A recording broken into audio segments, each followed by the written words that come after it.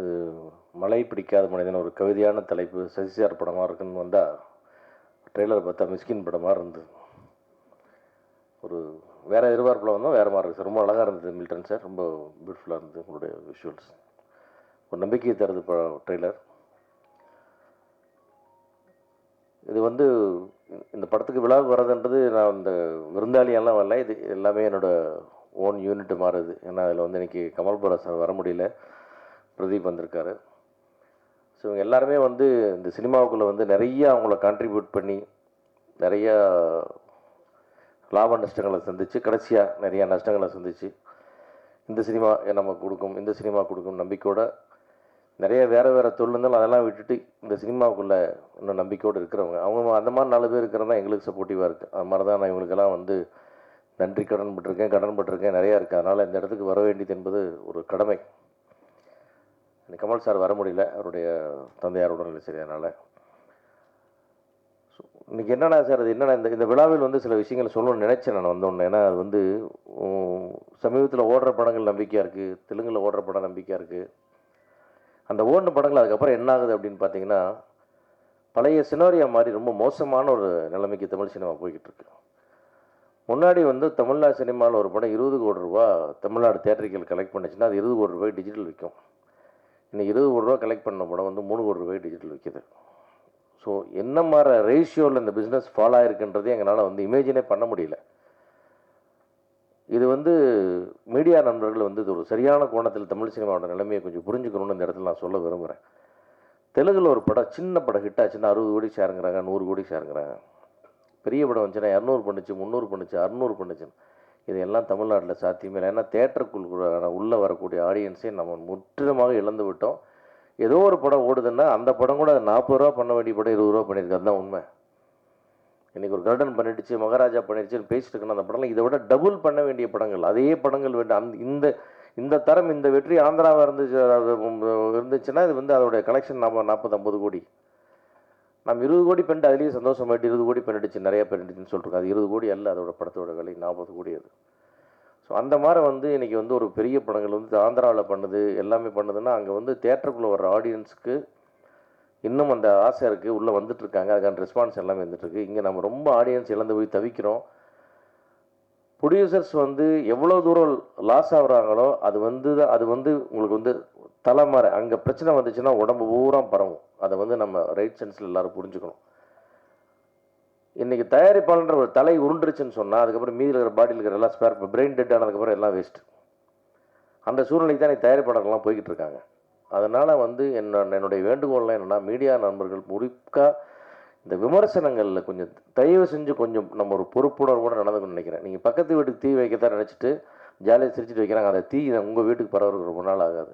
அந்த தயாரிப்பாளன்ற ஒரு தலை சாஞ்சிருச்சுன்னா அதுக்கப்புறம் இந்த இண்டஸ்ட்ரியில் வேறு யாரையும் காப்பாற்ற போகிறதில்ல. ப்ரொஃபஷனல் ப்ரொடியூசர்ஸ் போனதுக்கப்புறம் நீ கார்பரேட் நம்பி சினிமா எடுத்து நடுவில் கார்பரேட்டில் வந்து எடுத்தாங்க, என்னாச்சுன்னு நீங்கள் பார்த்தீங்க. அதனால் தயாரிப்பாளர்களுடைய நிலைமைகள் ரொம்ப மோசமாக போயிட்டுருக்கு. ஒரு படத்தில் அல்டிமேட்டாக யார் லூஸ் ஆகிறான்னா ப்ரொடியூசர் தான் லூஸ் ஆகிட்டுருக்காங்க. படம் ஆரம்பித்து முடிச்சதுக்கப்புறம் அத்தனை பேர்த்துக்கும் ஏதோ அவங்களுக்கு பேசின சம்பளம் கிடைச்சதோ, 90% கிடைச்சதோ, 75% கிடைச்சதோ, ஏதோ கிடைச்சது, இல்லை நஷ்டம் இல்லை. ஆனால் தயாரிப்பாளர் நிலைமை அப்படி இல்லை. இன்றைக்கி ஒரு படம் ஹிட்டு கொடுத்தா கூட அந்த படத்தை வெளியே கொண்டாந்து விற்க முடியல. 20 கோடிக்கு விற்றா நமக்கு 20 கோடி டிஜிட்டல் விற்கும், சேட்டலைட் விற்கும். நம்ம 50 கோடி பண்ணலான்னு ஆசைப்பட்டிருந்த சினிமாலாம் போய் 20 கோடி விற்றாச்சு. 2.25 கோடிக்கு அந்த படத்தை டிஜிட்டல் விற்க வேண்டிய சூழ்நிலைக்கு இன்றைக்கி தமிழ் சினிமா தள்ளப்பட்டிருக்கு. அவ்வளோ மோசமான சூழ்நிலையிலும் இன்னும் படம் எடுத்துகிட்டு இருக்கிற தயாரிப்பாளர்கள் பார்த்து நீங்கள் வந்து உண்மையாகவே பெருமைப்படணும், அவங்களுக்கெல்லாம் உற்சாகப்படுத்தணும், அவங்களுக்கு வந்து நீங்கள் ஆதரவு கொடுக்கணும். குறிப்பாக விமர்சனங்கள்ங்கிற பேரில் தயவு செஞ்சு எந்த படத்தையும் தயவு செஞ்சு கொலை பண்ணாதீங்க. ரொம்ப 100% சரியான பாடத்தை நம்ம எடுத்துக்கவே முடியாது. எல்லா வீட்டு பிள்ளைங்களும் 100 மார்க் எடுக்கிறது இல்லை. ஏன்னா 40, 50 பாஸ் மார்க்கு, கொஞ்சம் 80, 70, 80 எல்லாமே இருக்குது. எல்லார் வீட்லேயும் எல்லா குழந்தைகளும் அப்படி இருப்பாங்க. நம்ம எல்லாத்தையும் நம்ம என்கரேஜ் பண்ணுறோம், எல்லாத்தையும் ஆதரிக்கிறோம், எல்லாத்தையும் படிக்க வைக்கிறோம், எல்லாரும் வர்றாங்க. அந்த மாதிரி எல்லா படங்களையும் கொஞ்சம் நிறைகுறைகளை கொஞ்சம் சொல்கிற மாதிரி சொல்லி அந்த படத்துக்கு ஆடியன்ஸ் வர விடாமல் பண்ணுற விமர்சனத்தை தயவு செஞ்சு இந்த படத்துக்கு போகாதீங்க, இந்த தேட்டருக்கு போகாதீங்க, இப்படி சொல்லி எல்லாரையும் சாவடிச்சுட்டு எல்லாத்தையும் சுடுகாடு ஆகிட்டு நீங்கள் எங்கே போகிறீங்க? சுடுகாட்டில் தனியாக நின்றாலும் ஒரு நாளைக்கு நீங்களாம் விமர்சனம் பண்ணுறவங்களுக்காக சொல்லிக்கிறேன் நான். அதனால் நம்ம எல்லோரும் இது ஒரு குடும்பம், இதெல்லாம் ஆளால் ஒரு சேப்பாட்டு பிரெயின்கிறது ப்ரொடியூசர்ஸ், அதை டெட் பண்ணிட வேணான்றது எல்லாரையும் நான் மீடியாவுக்கு குறிப்பாக விமர்சனம் பண்ணுறவங்களுக்கு கேட்டுக்கிறேன். அதே மாதிரி வந்து விளம்பரத்தை கூட இன்னும் கூட முடிஞ்ச வரைக்கும், ஏன்னா அது பட்ஜெட் இருக்குதோ இல்லையோ, முடிஞ்ச வரைக்கும் மக்கள்கிட்ட கொண்டு போய் சேர்த்து இந்த ஆடியன்ஸ் உள்ள வர வச்சு இந்த சினிமாவை நம்ம இன்னும் அதிகமாக நம்ம வந்து ஜெயிக்க வச்சோம்னா கூடவே நாமளும் ஜெயிச்சுட்டே போவோம். ஒரு சினிமா ஜெயிச்சா ஒரு ப்ரொடியூசரை ஜெயிக்கிறார். அந்த படத்தில் வேலை செஞ்ச அத்தனை ஆர்டிஸ்ட், டெக்னீஷியன், வேலை செஞ்சவங்க எல்லாரும், அதுக்கப்புறம் மீடியா, விளம்பரம், எல்லாருமே எல்லா டிபார்ட்மெண்ட்டும் சம்பாதிக்குது.